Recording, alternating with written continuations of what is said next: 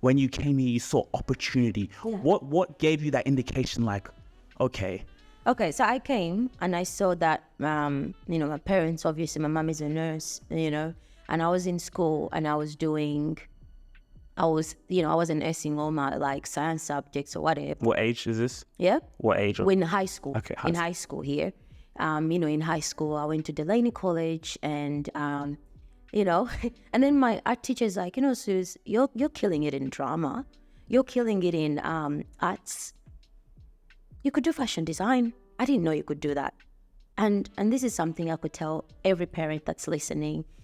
And if you've got Black children and they've got a creative juice in them and they're creatives, they want to act, they want to do creative things, I think give them the opportunity and the platforms to do things like that, because you don't know, because sometimes our parents want us to be lawyers, and I get it because they've struggled so much, they've put in so much. They want us to be lawyers, doctors, A, B, C, D, F, G, anything that makes money so you can send back home, take care of your family, take care of your village, take care of everyone. It's the responsibility we carry as immigrants, families, or children. It's our responsibility. You earn that title without even realizing it. Mm-hmm. Your job has to be enough for you to, and there's nothing wrong taking care of your parents, but it's that expectation you carry because you care. Does that make sense? Yeah. Well, with maybe Caucasians, they'll be like, I'm out, mom, peace, But for us, we carry that burden. And it's not a bad burden, you know what I mean? But it's how you say, I don't have to be a doctor. I could do, if you've got a great voice or your child is singing, then let them sing. Give them the opportunity to try it. If it doesn't work out, give them the opportunity to try something else. Does that make sense? How many subjects in high school we did that I don't even remember, I'm not using right now. Let's be honest, but so, and I remember when I was young, I came when we were the only Black people in my street, to be honest. In my school, it was me and my sister with the Black people. I kid you not, like you could not see a lot of Black people. It was so rare. High school, uni, always you stand out, I remember my friends, I wrote this in my book. I said, when my friends went to schoolies, my mom told me, you gotta do like a course or something, like do something. You're going to Gold Coast for what, Excuse me, what? To do what? To study something. Every African parent can relate, So I went and I was looking for work and no one could hire me, not even a retail place, because you're African, you don't have experience. Back then it was like, you don't have experience. You don't understand the Australian culture. I kid you not. The only job I got was the printing factory in Lidcombe. And I used to taught myself how to drive. I started driving when I was 15. I just wanted to learn. Started driving, I would drive to the factory and I would print those magazines. We were printing fashion magazines. We had Vogue magazines, wow. magazines. And I remember going through the magazines and I was like, one day that will be me. People will read about me. My clothes will be in here. I'll be the designer I want to see. And I wouldn't care. Hey, let me tell you a story.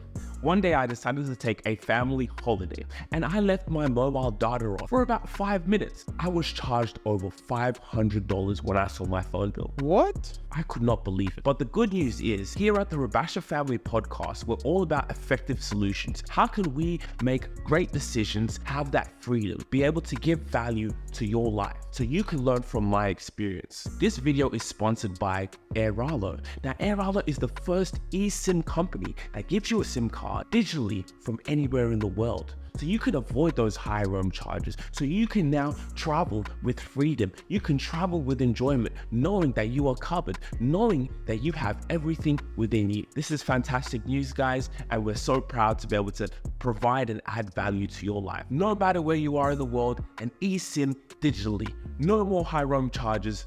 What are you waiting for? Hit the link in the description and it'll take you to get your eSIM today. Look at it and I'd be like, what am I doing? I would look at I'm in the factory, dry hands, picking, packing, carrying boxes as a young child, like young. How old were you at this point? I was like 15, 16, carrying these boxes, just making some money, holiday money, you know. And I was like, oh my gosh, and I wanted to buy a new car. And I was like, oh, why can't I be on TV? Why can't I be in these magazines? Why can't I do this? Why can't I do that? You know, and God knows in the future, you now read about yourself and you're like, whoa, I manifested this. And I'm not saying it's a power of manifestation, but don't estimate humble beginnings. Don't, you know, it's not how you start, it's how you finish, you know? It's how you finish. Don't worry about if you're in the factory. Don't worry about, but as long as you have a dream and you hold on to your dream and you believe in that dream, anything is possible. You know, I don't think I've arrived. I can talk about my experiences, the things I've gone through, you know, as an immigrant of, you know, Black parents and what I've gone through, the racism, the rejection. As an actor, you get rejected 24/7. Your job is not to get, your job is to audition every day. You can audition like 100 times. To get one role out of 100 is a half, 0.5. Like that's like the probability of that is like, oh my gosh, hallelujah. The rejection you get, that can mess up your confidence, who you are. You start asking yourself, don't they just see me? Can't they see me?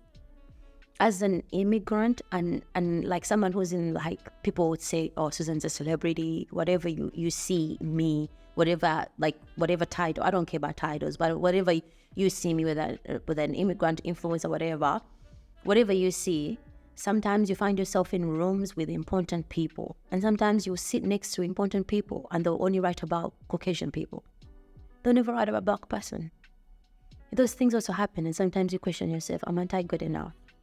You know, and I talk about all those things like being significant, owning the room. When you walk in the room, you own the room.